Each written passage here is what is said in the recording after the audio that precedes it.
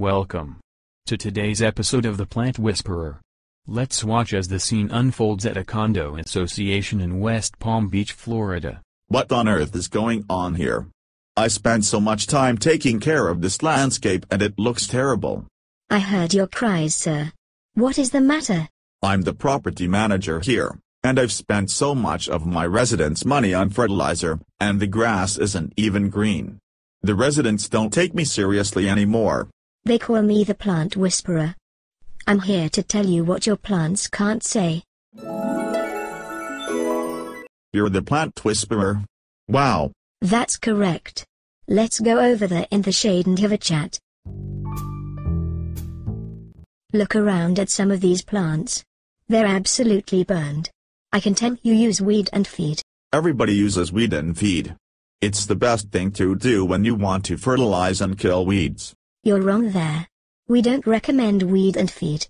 Weed and feed targets broadleaf weeds, and guess what? Trees and shrubs are broadleaf plants. Weed and feed targets those plants just like it does weeds. That is why your trees and shrubs are burning up. So what should I do about the weeds?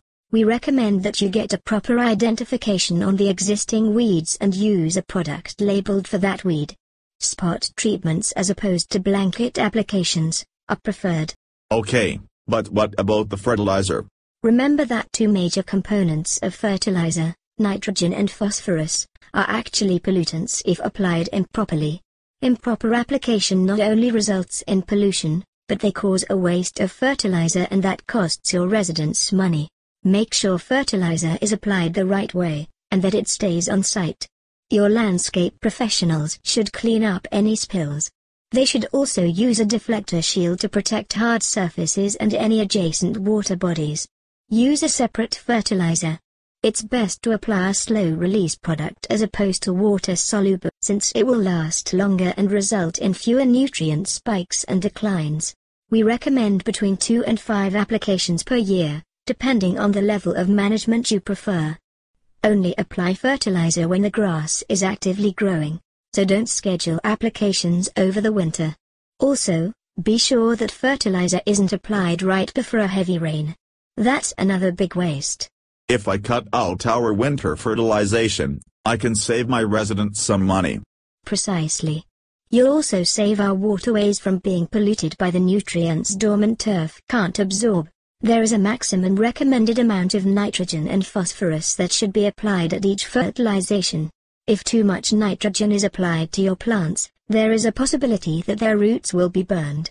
It's also a big waste of money and a potential for pollution. Before I leave today, I'll give you the link for the Florida-friendly landscaping program. There are resources that just for property managers, and you'll also find those fertilizer maximums.